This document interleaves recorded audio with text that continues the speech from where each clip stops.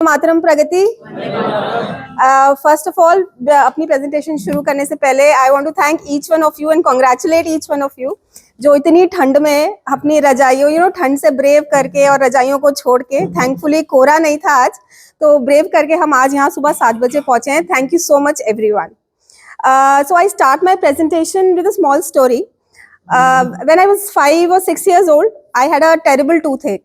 And जैसे सब बच्चे पेरेंट्स सब बच्चों को डेंटिस्ट के पास ले जाते हैं, मेरे पेरेंट्स ही मुझे एक बहुत अच्छे डेंटिस्ट के पास लेके गए इन Bhopal. And but I was a very bad patient. I started crying and throwing all sorts of tantrums. उन्होंने बहुत कोशिश करी मुझे पैसिफाई करने की, मुझे बताने की बेटा दर्द नहीं होगा, ये इंजेक्शन नहीं है, तो पिचकारी है, इससे बिल्कुल पेन नहीं होगा तुम्हें. पर मैं बिल्कुल नहीं मानी. I was a very bad patient. तो finally I was taken under general anaesthesia. जो प्रोसीजर चेयर पे होना चाहिए था वो मेरा जनरल एनेस्थीसिया में हुआ. और तभी आई थिंक लाइफ ने एक डिसीजन उसी टाइम ले लिया हुआ कि I am going to be that dentist now and I am going to treat such patients. So what I think is कि ये फियर्स और ये हमारी जो थिंकिंग है ये वहाँ उन फियर्स से और उन मिथ्स से डेवलप होती है. तो I am here today to bust all those myths with you. So I hope I am audible to everyone. I hope I am audible. किसी को ऐसा तो नहीं है सुनाई ना दे रहा हूँ. So let's bust all the myths in dentistry with a smile. Why do you think हम ये क्यों सोचते हैं कि your dental health, your oral health is important? Anybody would like to answer? Nilima जी, आपको क्यों लगता है कि oral health का ध्यान हमें रखना चाहिए? मुझे लगता है जितनी भी हमारी मेडिकल इश्यूज होते हैं उसमें कहीं ना कहीं 50 to 60% आपके दांतों से ही जो आप खाते हो उसी से होता है. और उसमें ये जो टीथ है उसकी इम्पोर्टेंस हमारी लाइफ में बहुत ज़्यादा होनी चाहिए, उनकी केयर बहुत ज़्यादा होनी चाहिए क्योंकि ये आपका साथ लाइफ लॉन्ग देते हैं. Thank you. It's one of the reasons. I think सबसे पहले जब हम किसी से मिलते हैं तो we see how the person is smiling. Smile आपका खुद का भी कॉन्फिडेंस है and we need that confidence in every sphere of life. So yes, your smile says a lot about you. And secondly, जैसे नीलिमा जी ने कहा कि आपकी जो हमारे मुंह में जो हम खाना खाते हैं या कोई ऐसी प्रॉब्लम्स हैं, स्पेशली पेरिडोंटल डिजीजेस जिसे हम पायरिया कहते हैं हिंदी में, उसमें there are lot of bacteria which transfers from your gums to the bloodstream. And studies suggest कि बहुत सारी heart disease, diabetes and some studies even suggest कि neurological disorders like Alzheimer's also are caused due to those bacteria. So yes, it is very very important to take care of your dental and oral health. A healthy mouth gives you better confidence, better digestion as she said, because the digestion starts in the mouth. जैसे ही हम खाना chew करते हैं वहीं से digestion जो है process शुरू हो जाता है and in turns gives you a overall better health. And आजकल सेल्फीज का जमाना है. Recently we had a patient जो व्लॉगर थी and she came to me and told me कि मैम हम जो है रील्स बनाते हैं और हमारा ये वाला दांत खराब है, आप इसे प्लीज ठीक कर दीजिए so that when I am making reels so when I smile तो that I should look beautiful. So yes, happy teeth is equal to happy selfies. Let's start. First myth which I'm going to bust is midline diastema. आप में से कितने लोग ये सोचते हैं कि दांतों के बीच में गैप है तो लक्ष्मी जी का प्रतीक है वो? I hear this a lot of time कि दांतों में गैप है. स्पेशली जो midline diastema is a gap which is there between two central incisors. जो आपका ऊपर वाले दांत जो हैं उनके बीच का जो गैप है उसका गैप जो है लक्ष्मी जी का प्रतीक है, but it is not so. Gap between teeth is very lucky. ये लोग बहुत लोगों का सोचना है पर ऐसा नहीं है. बिकॉज जो दांतों के बीच का गैप है चाहे वो सेंट्रल लाइन उसमें हो या और कहीं पे भी हो, that is a problem for you in long terms. For example उसमें खाना फंसेगा. जब आप खाना खाएंगे तो food will get stuck there. जब फूड फंसेगा तो डेब्री डिपोजिशन होगा, प्लाक डिपोजिशन होगा एंड बैक्टीरिया थ्राइव करेगा and then you will end up in multiple problems. Also जैसे हमारे दांत आपस में एक दूसरे के साथ बैठते हैं वो एक प्रॉपर एक तरीके से बैठते हैं. जब उनमें गैप हो जाता है तो वो प्रेशर जो है वो अनइक्वल हो जाता है. So that will give you problems in long terms in your jaws, in your muscles and you'll and up with headaches. ठीक है ना. और कई बार जब आप बात भी करते हैं तो उस जो गैप है उसमें से हवा निकलेगी and you will not be able to speak properly. So these are the things which the gaps cause. ये पिक्चर एक वैसे तो midline diastema की नहीं है, but this is a case for a bride which we had done. उनकी शादी थी तो हमने उनके veneers किए थे. ओके ये कितने लोग करते हैं कि बहुत जितना हम दांतों को घिसेंगे उतना हमारे दांत साफ हो जाएंगे?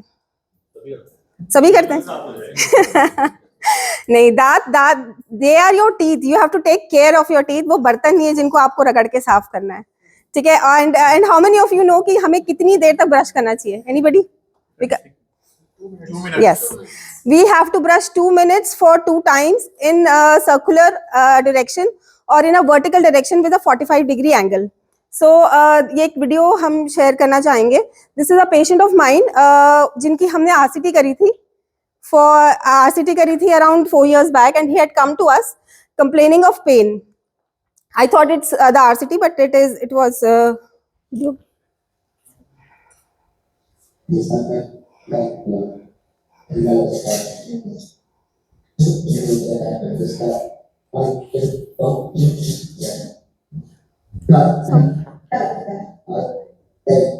I think the sound is not clear. What he told me that he was having sensitivity. मतलब उन्हें ठंडा लग रहा था, गर्म नहीं लग रहा था. ठंडा लगना और गर्म लगना दो अलग-अलग प्रॉब्लम्स हैं और दो अलग-अलग सिम्टम्स हैं और दो अलग-अलग रीजंस हैं. So जब हमने इनको एग्जामिन किया तो we saw wedge shape defect in his teeth. जब आप बहुत ज्यादा हॉरिजॉन्टली ब्रश को यूज करते हैं तो आपके जो गम्स का इनामल है, which is the hardest portion of your hardest part of your body, even that portion gets eroded gradually. And जब आप उसे ध्यान नहीं देते हैं तो उस इनामल के नीचे वाली लेयर जो होती है, जो डेंटिन की लेयर है, which is a softer layer, that also starts getting eroded. अब जैसे जैसे वो इरोड होती जाएगी तो आपको सेंसिटिविटी होगी और बहुत एक्सट्रीम ठंडा लगता है. तो इनिशियल केसेस में तो वी डू रेस्टोरेशंस, हम टूथ कलर्ड फिलिंग्स करते हैं, लेकिन एक्सट्रीम केसेस में हमें रूट कैनाल्स और क्राउन्स भी देने पड़ जाते हैं. ओके एक ये भी बहुत बड़ा मिथ है जो मोस्टली पेरेंट्स या मोस्टली पेशेंट्स हमें कहते हैं कि मैम बच्चे के दांत हैं, पीडियाट्रिक दांत हैं, इनका ट्रीटमेंट की जरूरत नहीं है, इन्हें पेन हो रहा है, आप दवाई लिख दीजिए.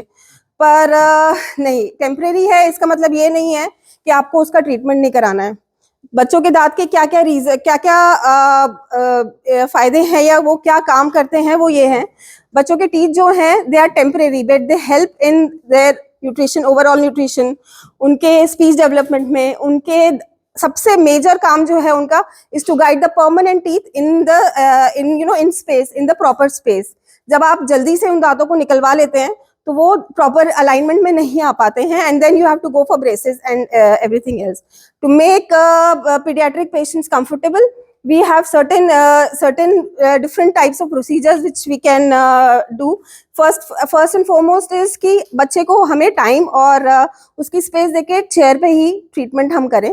Secondly, there is a setup called conscious sedation, जहाँ पर हम नाइट्रस ऑक्साइड गैस का यूज करते हैं measured amount, and then we do the treatment.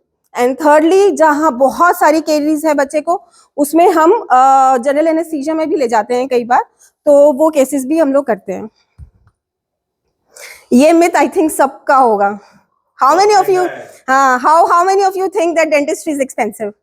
Everybody thinks that dentistry is expensive. No, dentistry is not expensive. See इसके दो aspects हैं which I really want to discuss. First is consider dentistry as a specialized branch of medicine.